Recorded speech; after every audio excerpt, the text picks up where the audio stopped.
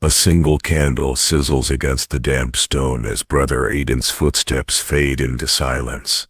In the heart of St. Aurelia's Convent, dusk drapes the cloistered hall in shadow. The air is heavy with the scent of incense and aged parchment, yet beneath the hush of whispered prayers, something else stirs. Sister Margaret pauses at a heavy oak door engraved with the order's crest, a black fleur-de-lis encircled by thorny vines. Her knuckles whiten on the key's iron ring. She was not meant to come here, but curiosity, like a restless spirit, urged her forward. And through the door's narrow keyhole her breath catches in her throat. A low, rhythmic chant pulses from within. Words she does not recognize, ancient syllables that twist her faith into knots. The voice is not alone but layered at 3 voices, then 4, rising in a soft crescendo that vibrates through bone and prayer book alike. Ligamen sanguinis, pectum aeternum, vox tenebri. Sister Margaret's heart pounds. She presses her ear closer, and a sudden chill snakes down her spine. The candle wavers, the circle of light shrinks. Behind her, footsteps echo, yet the corridor lies empty. She whirls, robes swirling, but only shadow greets her. A chant crescendos, then fractures into a discordant hum. Like a choir of lost souls, she looks back at the door. Fresh scratches mar its surface, claw marks, not human. The golden lock glints, beckoning. A final invocation trembles through the keyhole. Revel Arcana, Libera Nos. As the candle reignites on its own, Sister Margaret steps back breathless, rosary trembling in her palm. Behind that locked door lies a secret no nun was meant to hear, and a vow that binds the Holloway sisters in blood and betrayal. Before we uncover St. Aurelia's hidden darkness, hit subscribe and ring the bell. Then let us know where you're watching from in the comments. Tonight's story follows the Holloway sisters, whose devout vows are tested by whispers behind locked doors and a secret ritual, older than the convent walls. We'll explore forbidden pacts, fractured faith, and the bonds that unite and betray those bound by sisterhood. Stay with us as we peel back centuries of holy veils to reveal the terrifying truths whispered in the hush of these sacred halls. Cornwall, 1823. Mist clung to the emerald hills like a shroud, and the Atlantic wind carried salt from distant waves. Inland, narrow lanes wound between fields of gorse and heather, dotted by granite farmsteads and ancient stone crosses. Superstition remained a steady companion for parish folk. Tales of pixies at twilight, pilgrims lost in bracken, and protective charms tucked beneath thatch roofs. Perched atop a granite outcrop overlooking the ocean, stood St. Aurelia's Convent, its gray walls rising like a fortress against sky and sea. Founded in 1475 by Lady Aurelia Trevelyan, an heiress who renounced her noble title after a vision, the convent had grown into a community of 70 nuns devoted to prayer, study, and charity among Cornwall's poor. Cloistered corridors led to an oratory ringed by stained glass windows, depicting martyrs of Britain, stone flagstones smoothed by centuries of barefoot processions. In spring's first warmth, 2 young women approached the convent gates. Eleanor Holloway, 19, carried herself with quiet determination. Her chestnut hair was bound neatly beneath a linen wimple. At 21, Margaret Holloway, taller, more vivacious, walked beside her sister, dark curls escaping her coif as she surveyed the towering walls with awe. Their father's merchant ships had been lost at sea the previous winter. Their mother succumbed to grief shortly after, with no relatives willing or able to care for them. The Holloway sisters sought refuge and purpose within the convent's walls. Abbess Helena received them in the sunlit vestibule, her silver hair woven into an austere braid. A widow before taking vows, she governed with gentle authority. Behind her, Sister Agnes, mistress of novices, watched with keen, kindly eye. Daughters of Holloway, Abbess Helena intoned, "You enter a life of devotion and service. Are you prepared to surrender your past selves and embrace the peace of Saint Aurelia?" Eleanor echoed the ritual response, voice steady. "I am, Mother." Margaret followed. "I am." Their voices rang clear in the vaulted entry, mingling with the hush of incense and the faint toll of the convent bell. That morning the sisters exchanged their riding habits for gray wool habits and simple wooden crosses. Eleanor inhaled the cool, fragrant air of the courtyard garden, a riot of early blooms planted by generations of sisters. Margaret closed her eyes and let the scent of rosemary and lavender soothe her grief. Here, they hoped, was sanctuary from loss and the chance to serve God and neighbor alike. Daily rhythms of devotion. Life at St. Aurelia's followed the rule of St. Benedict, ora et labora, pray and work. At matins before dawn, the convent's choir assembled in the oratory, candles guttering on stone altar. Eleanor's tremulous alto joined centuries of voices chanting hymns in Latin, De profundis clamabivi. After prayers, novices labored in the infirmary, tending the poor afflicted by mining accidents or fever. Margaret learned to carry a bowl of broth and whisper comfort. Eleanor jotted herbal recipes in a battered leather journal, guided by Sister Miriam, the convent's healer. By mid-morning, the sisters gathered in the refectory for a simple meal: barley porridge sweetened with honey, coarse bread, and a cup of weak ale. Conversation was subdued. Only Sister Helena encouraged occasional readings of scripture in English. The sisters lingered over John's Gospel, finding solace in its words of love and sacrifice. Afternoons found the Holloways in the scriptorium or the library, where scrolls and codices lay in dusty niches. Eleanor copied prayers onto vellum. Margaret studied the history of convent foundations, learning how Lady Aurelia's vision had built these stone walls. In quieter moments, they explored the cloisters, where carved capitals depicted saints and demons locked in eternal struggle. The convent's secret legacy. Despite its forbidding facade, St. Aurelia's held secrets. Mothers whispered of a hidden archive beneath the chapel, a trove of manuscripts bound in crimson leather, said to contain the order's most arcane rites and buried confession. Abbess Helena neither confirmed nor denied. Novices were strictly forbidden from entering the crypt without express permission. Eleanor's curiosity stirred in the dim corridor. As she polished the chapel's brass candlesticks one evening, the flicker of candlelight revealed a narrow stairway behind a tapestry depicting the founding saint. She paused, heart racing, as the tapestry's edge seemed to flutter. She glanced over her shoulder. No one. The tapestry lay still, concealing the stair's mouth in gloom. Margaret, too, sensed strange stirrings. Outside the infirmary, she heard the faintest echo of a woman's sob in the night. Though no patient lay calling, she followed the sound to a locked door marked Archivum Secretum, a weighty oak portal sealed with iron studs. Kneeling, she pressed her ear to the grain. Underneath the heavy knock of her heartbeat, a breath, a sigh, then silence. Vows and tender hearts. On the feast day of St. Aurelia, the convent gathered for solemn vespers. Eleanor knelt before the abbess to take her first vow of obedience, a promise never to seek her own will above the orders. Margaret, trembling, vowed stability, to remain in the order until death. Abbess Helena smiled, placing a white veil upon their heads. May God's grace cover you as these veils cover your hair, binding you to his service and to each other in sisterly love. As they rose, the sisters embraced, their hearts full, hopeful, redeemed. Yet in that sacred moment, a single candle flickered against the stone arch and guttered out.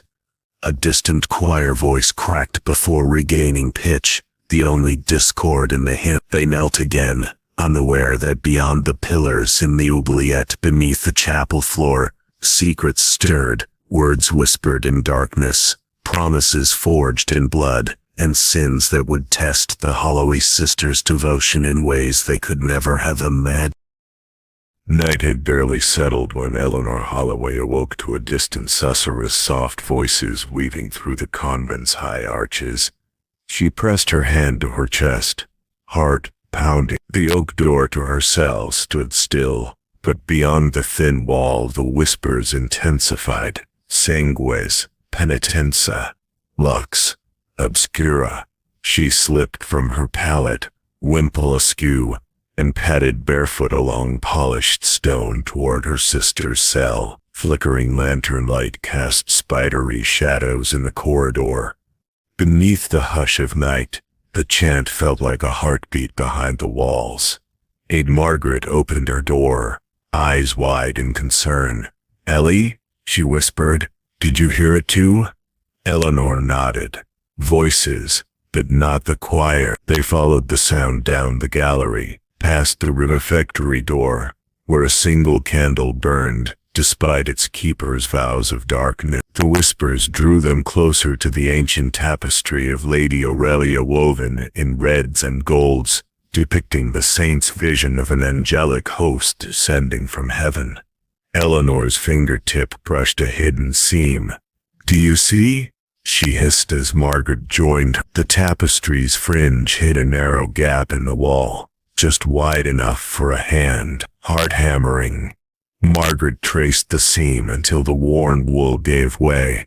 Beneath it lay a carved stone archway, finger-thin darkness yawning beyond. Eleanor's lantern trembled in her palm.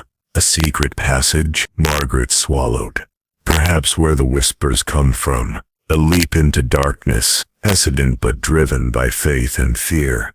The sisters slipped through the gap. The arch led to a narrow spiral staircase descending into cold earth. Every step echoed like a funeral toll. The chanting grew louder, words overlapping in cadences both mournful and urgent. At the bottom they emerged into a vaulted crypt, walls lined with niches once housing reliquaries. A single beam of moonlight filtered through a high grate, illuminating stone effigies of past abbesses. The floor was strewn with dust and crumbled bones, remnants of unknown interments. The chant pulsed from a rounded niche at the far end. Eleanor's mouth went dry. "What is this place?" Margaret hesitated before stepping forward. "The old penitent's cell. It's forbidden." They found the niche's iron door ajar. Beyond lay a small chamber with an earthen floor and rough-hewn bench. On the bench knelt a figure cloaked in gray, praying or chanting. Candlelight skittered across bare scalp and exposed wrists bound by crude rope. Eleanor gasped.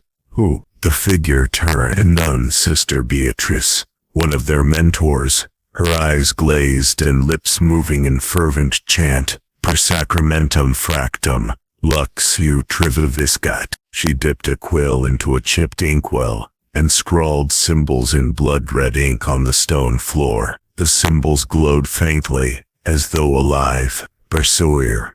Margaret covered her mouth. "Beatrice." Sister Beatrice snapped her head up. Her eyes, once kind, were wide. She sprang forward, chanting faster, words tumbling over each other. The sisters stumbled back. Flickering candlelight cast her face in grotesque relief. "Perfetita, sanguine, fractio, animae." Life from blood. The soul's fracture. Eleanor seized Margaret's arm. "We must go now." They fled up the spiral stairs, the chanting echoing in their ears, and the wind carrying Sister Beatrice's final invocation. Sisterae, obligate, bound sisters.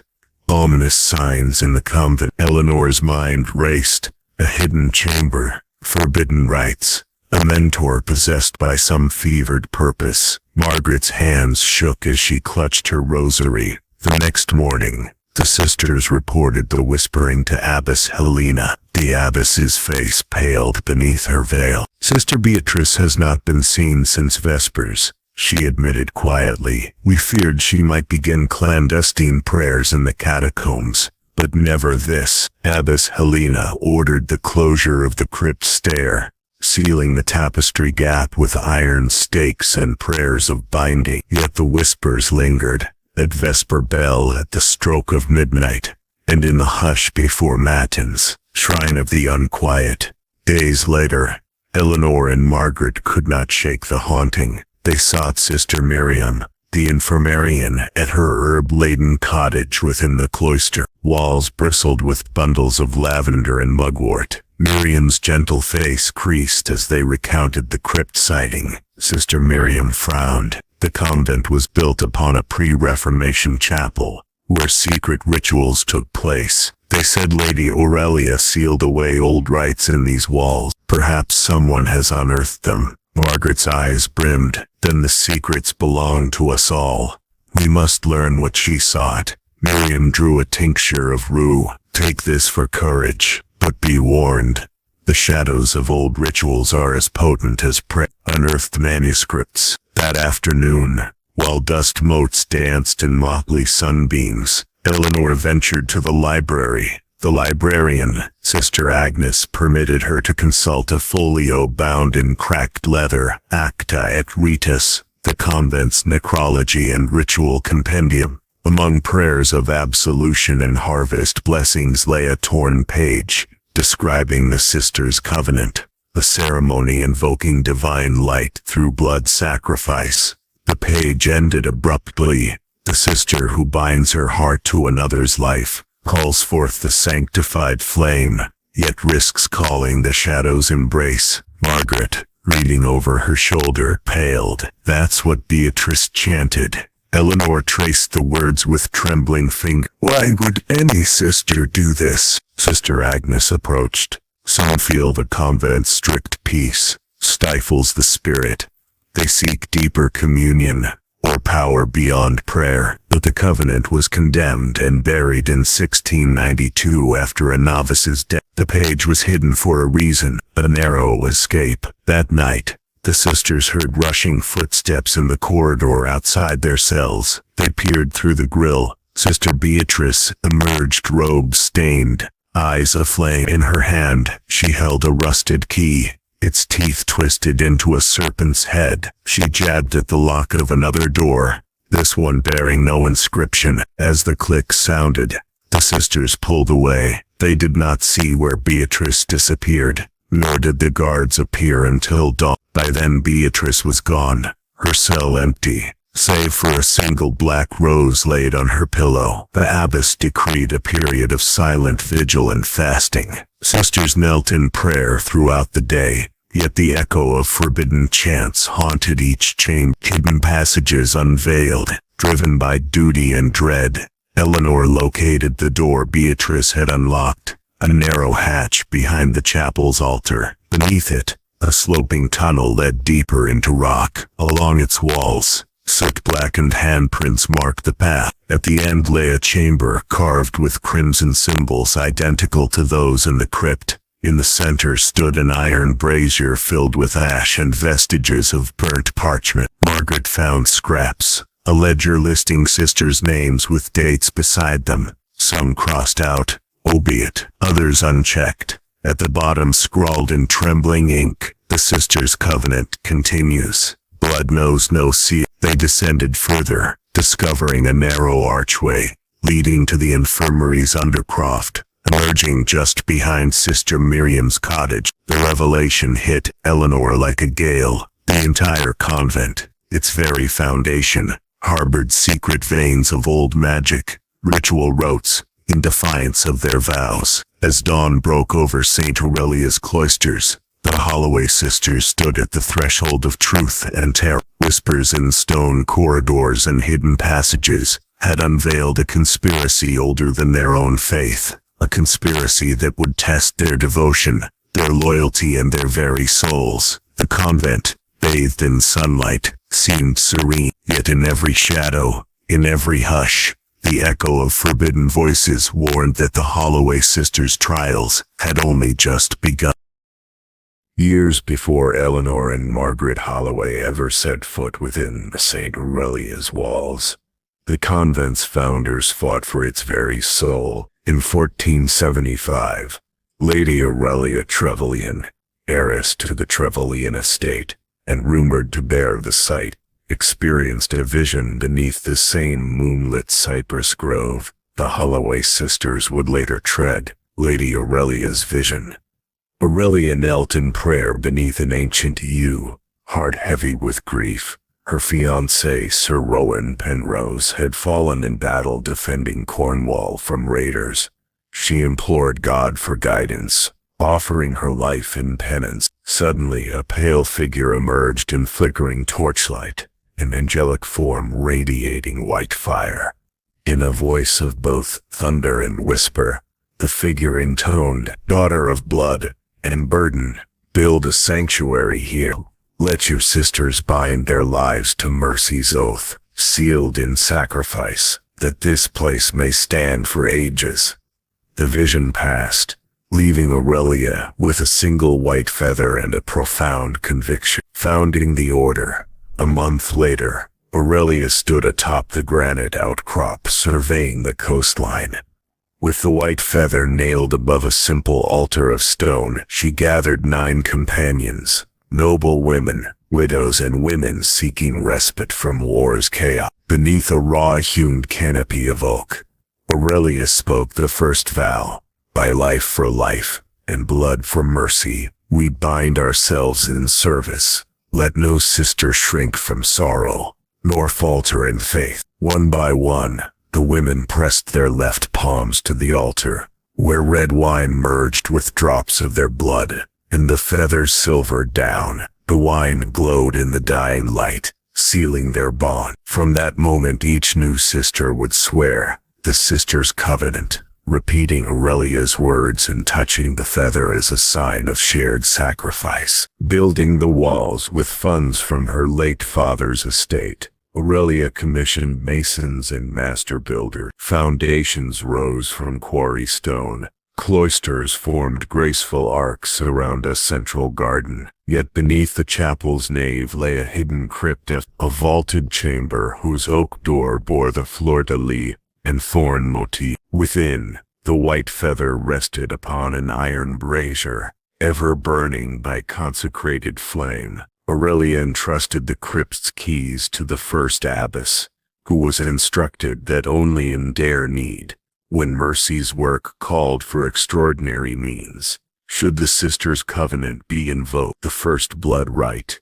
Decades later, a plague swept Cornwall's villages. Sisters tended the sick ceaselessly, but many perished. In the convent, novices wept for their fallen kin. The then abbess, Sister Beatrice, decreed the sisters' covenant must be enacted to save the survivors. In the crypt by torchlight, the abbess and her council knelt around the brazier. Each dipped a ceremonial dagger into her palm, and let a single drop of blood fall onto the white feather. They recited Aurelia's vow, "By life for life, and blood for mercy, we bind ourselves in service." At the final syllable, the brazier's flame flared emerald, and a wave of warmth washed through the convent. Within hours, the fever broke, and the sick recovered. The crypt's ritual appeared to deliver divine mercy, but at a price few dared mention: the unspoken cost. Within weeks, Sister Beatrice the First fell mysteriously ill, wasting away despite the vow's promise of mercy. She lingered a month, then expired at dawn. In her hand clutched the white feather, now streaked crimson. The abbess's death shook the order. Had the covenant claimed as penance the life of its own guardian? Aurelia's successors buried the abbess in secret beneath the crypt floor. They recorded only that she joined the mercy she invoked, and sealed her tomb, binding her spirit to the feather's flame. From then on, the sisters' covenant was spoken of in whispers, a gift of life only when balanced by sacrificial death. A vow in darkness. Over centuries the order grew prosperous. Convents sprouted along Cornwall's coast. St. Aurelia's became the mother house. Yet each abbess found herself torn call upon the sisters' covenant too often, and her own life would dim, neglected, and mercy's work falter. The crypt's knowledge passed from abbess to abbess, but the original vows text, Aurelia's vision, was kept in a narrow slip of parchment, hidden within the abbess's crozier. Occasionally a sister succumbed to overwhelm, believing the covenant could restore peace to her soul, as well as to the afflicted. These sisters ventured into the crypt alone, chanting Aurelia's words before the brazier's flame. Each time the feather shimmered, the suffering eased, but the sister emerged pale and hollow-eyed. She bore a faint silver scar across her wrist, echoes of the dagger's bite, and withdrew from daily life, eventually dying quietly in prayer. Their graves lay unmarked in the order's cemetery. The Holloway sisters' inheritance. In 1823, Eleanor and Margaret arrived, carrying not only personal grief, but inheritance of an ancient gamble. Abbess Helena, in her private chambers, retrieved the parchment from within the crozier. She traced the faded script, by life for life, and blood for mercy.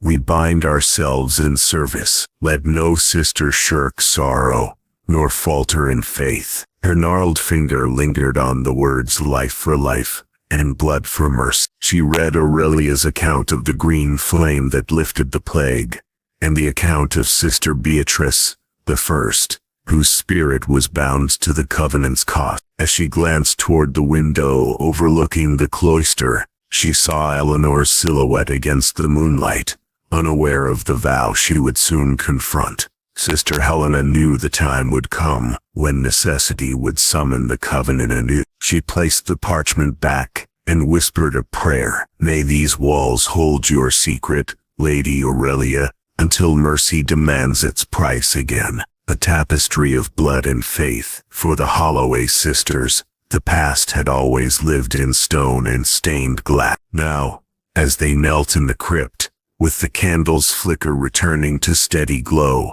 the echoes of Aurelia's founding vow trembled in their hearts. Underneath the chant that Sister Beatrice had begun, beneath the scratched tapestry and the locked oak door, lay the truth. Faith can heal the body, but mercy's debt remains etched in blood. As Eleanor and Margaret rose, they felt the weight of centuries upon their shoulders, and sensed that the sisters' covenant, once revered and then buried in sorrow, would soon demand its toll again. The veil between past and present trembled, and the convent's darkest secret awaited its reckoning. A week after Eleanor and Margaret's descent into the crypt, the convent stirred under an uneasy hush. Novices whispered in the refectory. Candles guttered in the oratory. Sister Beatrice's disappearance remained unsolved. Abbess Helena tightened her vigil, but the Holloway sisters could no longer ignore the crypt's lore. The vault's hidden door. One moonless night, Eleanor crept back to the chapel behind the high altar. She pressed her hand against the stone wall, feeling for the seam she'd discovered. There, just above the floor, a patch mortar looked newer. She traced it, and with a gentle push, the wall shuddered, revealing a narrow doorway masked by shadows. Death. Margaret appeared beside her, eyes wide. You found it? Eleanor's whisper was urgent. There's more beneath the crypt. Come. Quickly. Hand in hand, they slipped inside the newly exposed passage. A spiral stair, narrower than the first, descended steeply into dank earth. Their lantern threw long shadows on slick stones. Chamber of sacrifice. At the bottom lay a vaulted chamber. The air tasted of vinegar and ancient iron. The walls bore frescoes smeared in dark pigment. Robed sisters kneeling before an iron brazier, their palms pressed to it, as flames leapt in unnatural colors. Beneath each fresco was a painted inscription in worn Latin, Victima voluntaria, mensa vitae, a willing sacrifice, the table of life. In the center of the floor stood an octagonal dais of black slate, Upon it lay a stone basin, carved with thorned vines. Dried stains rimmed its edge, rust red and brown. Next to it, a carved ivory dagger hilt sat in a bed of black salt. Margaret crouched, tracing the basin's rim. This must be where they conducted the ritual. Eleanor's lantern glinted off a silver chalice, suspended above the basin by chains from the ceiling. Tiny runes were etched into its bowl.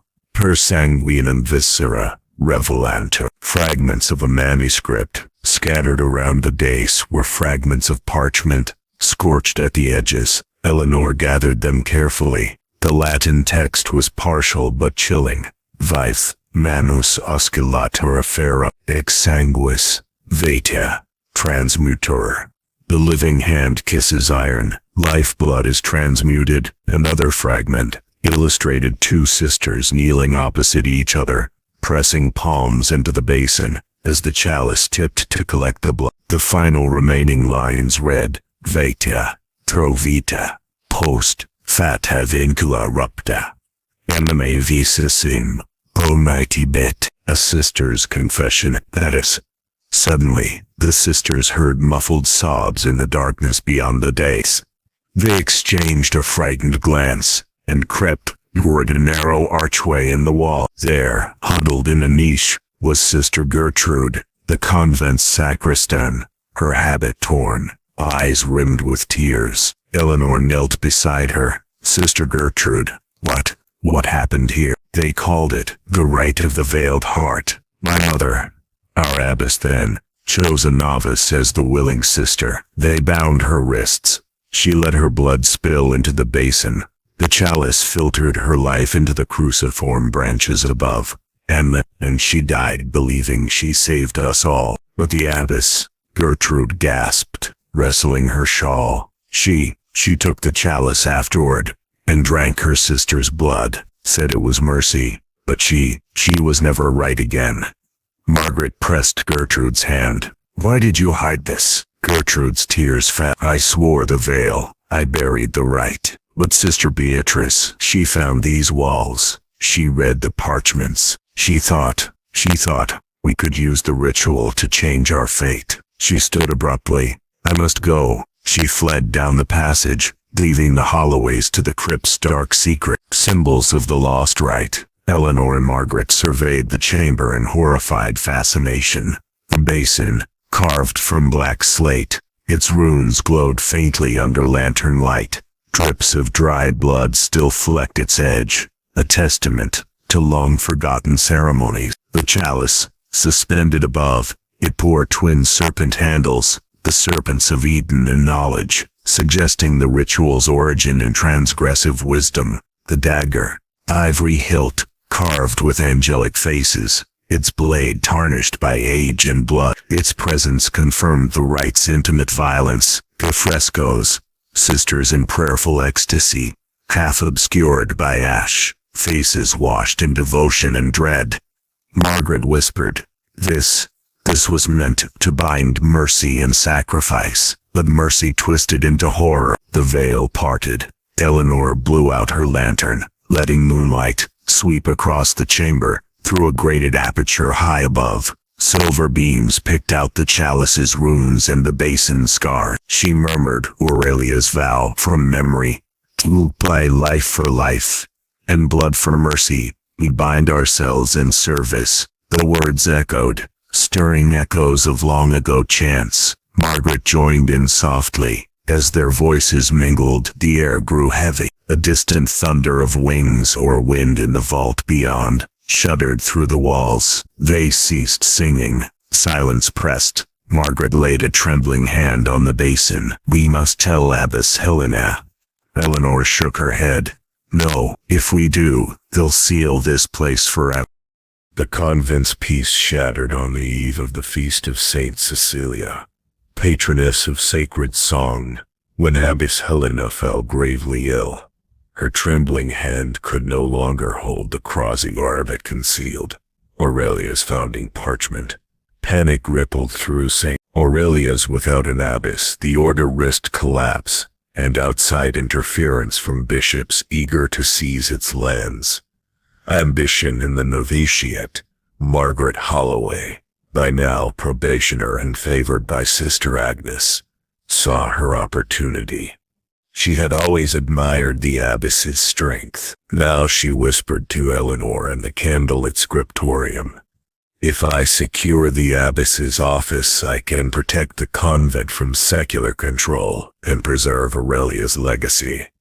Eleanor hunted in Margaret's gaze for doubt or guilt, but found only resolute flame. The forbidden proposal.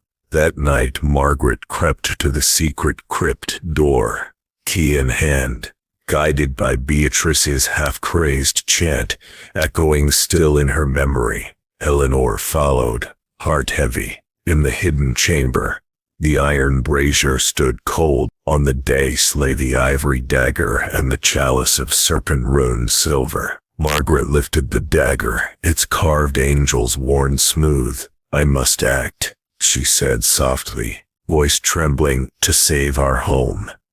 Eleanor's eyes widened. "You know the price." Margaret shook her head. "I will pay it." She plunged the dagger into her palm, pressing 3 drops of blood into the chalice. Then she traced Aurelia's vow, modified in a whisper. "By blood of Sister Mercy's flame, I bind all hearts to keep this name.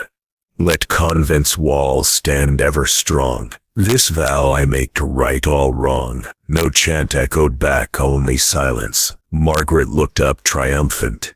The awakening of the curse at dawn.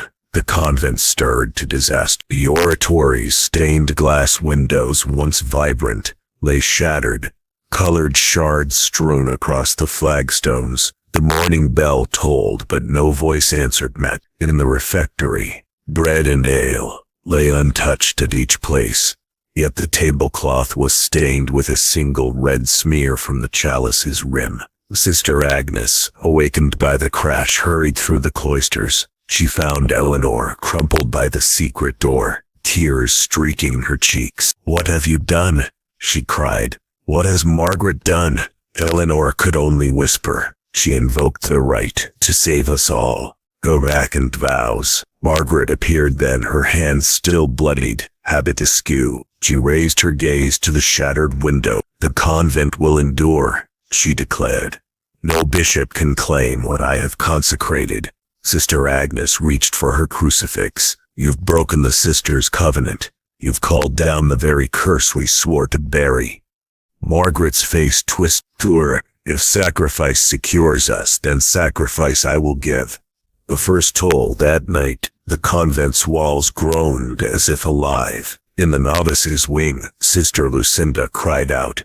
Her hands burned as if aflame, though no visible fire touched her. When the sisters rushed to her cell, they found intricate burn patterns on her palms, symbols identical to the basin's runes. Lucinda's prayers faltered. Her voice cracked in terror. The vow, the blood, the debt. Her lips froze mid-invocation. By dawn, she lay cold and still, her soul seemingly claimed by the broken pact. Spreading shadow. Word of Sister Lucinda's fate spread like plague. The infirmary overflowed with sisters afflicted by inexplicable ailments. Sister Agnes collapsed with eruptive bruises spiraling across her arms. Sister Miriam's herbal poultices turned to ash in her hands. Even Abbess Helena's fever worsened despite Margaret's care. Eleanor roamed the corridors in despair. She confronted Margaret in the chapel. "This curse spirals. Our sisters suffer for your ambition." Margaret's eyes glistened with tears and determination. "I haven't failed. Mercy requires sacrifice." In 2024, Dr. Rosalind Vance, historian of medieval religious orders at Exeter University, led an excavation and archival project to untangle St. Aurelia's buried secrets. Her team made 3 landmark finds: the original convent registry, a cache of Holloway family correspondence, and the lost Rituale Aurelia, the manuscript detailing the sisters' covenant. The convent registry stored for centuries in Exeter's diocesan archives. The convent's Liber Nostorum registrations book spanned 4 margins, revealed startling annotations, Entries for plague years marked with a crimson dot beside the nun's name, coinciding with documented ritual enactments. Notably, Sister Beatrice's 1492 entry bore a double dot. Her death followed the first recorded rite. Entries from 1823 showed the novices Eleanor and Margaret Holloway listed together, their noviceship sealed mere weeks before Sister Beatrice's disappearance. These notations corroborate the exact timeline of hidden ceremony. Holloway sisters' letters. In the walled garden of the old Holloway estate, researchers uncovered a sealed iron chest containing private letters from the sisters to their mother before they took vows. Eleanor's letter of March 1823 pleaded that, "Mother, our grief drives us to seek sanctuary at St. Aurelia's. Pray for us, for I fear what solace these walls conceal." Margaret's reply, dated 2 months later, spoke of their devotion and hinted at unease accent on enemies. Eleanor, the convent is both balm and burden. I sense power sleeping beneath the stones. We must tread lightly between prayer and curiosity. These frank exchanges reveal the sisters' early awareness of the convent's hidden tensions. The lost manuscript Rituale Aurelia, a chance discovery in 2025, sent shockwaves through ecclesiastical circles. A private collector in Cornwall offered a tattered codex titled Rituale Aurelia. Carbon dating confirmed 15th century origins. The manuscript contained Aurelia's own text of the Sisters' Covenant, and detailed the rite of the Veiled Heart. Its pages described the octagonal basin, the ivory dagger, and the exact invocations in Latin. Per Sinuitum Sororum Misericordia Florat, in tenebris lux reveniate. Through the blood of sisters may mercy bloom. In darkness may the light return. Margullia, by a 17th century abbess, warned against modifying the ritual, emphasizing that any deviation, even for noble intent, would unleash a curse upon all future sisters. Scholarly synthesis. Vance's 2026 monograph Veiled Vows, Blood, Mercy, and the Hidden Covenants of St. Aurelia's draws 3 conclusions. Documented rituals. Plague-era survivals coincide precisely with annotated red dot entries confirming that the Sisters' Covenant was enacted multiple times. Sisters' insight. Eleanor and Margaret entered the convent with premonitions. Private letters show they feared the convent's dormant power, long before discovering its manuscript warnings. Aurelia's original warnings preserved in the Rituale foreshadowed Beatrice's madness and the generational curse, underscoring that the rite's price could not be reduced or redirected without dire consequences. A caution for the Mother Age. Aurelia stands as both a historic site and a living reminder. Faith, when interwoven with suppressed rites, can become a double-edged sacrament. The Holloway sisters' journey, from novices drawn by mercy to guardians tormented by betrayal, echoes in every stone and parchment. As researchers rehouse the manuscripts under protective glass, their marginal glosses serve as a warning. Some vows once whispered beneath candlelit crypts demand repayment far beyond the grave. The story of the Holloway sisters reveals that faith, no matter how pure, can cast long shadows when bound by unspoken secrets. Eleanor and Margaret came to St. Aurelia seeking solace and purpose, only to unearth an ancient covenant of blood that promised mercy at the cost of sacrifice. Their loyalty to each other, to their sisters, and to the vision of Lady Aurelia drove them into hidden crypts and forced them to confront a rite older than the convent walls themselves. Yet ambition and fear proved dangerous companions. Sister Beatrice's descent into obsession, Margaret's moment of ambition in the face of crisis, and the resulting curse illustrate that retribution follows every broken vow. The convent's foundations, built on mercy and sacrifice, became the very ground upon which vengeance festered when the sisters' covenant was misused. In the end, it was love's true sacrifice, not the hollow ambition for power, that held the key to redemption. These events remind us that loyalty tested by fear can fracture into betrayal, and that retribution often demands a price in kind. The Holloway sisters' journey, from hopeful novices to guardians of a dangerous secret, underscores the delicate balance between fate's promise of mercy and the weight of its hidden costs. Now it's your turn. Which moment in the Holloway sisters' ordeal do you find most compelling? Do you believe Eleanor and Margaret's final choice truly restored the convent's balance?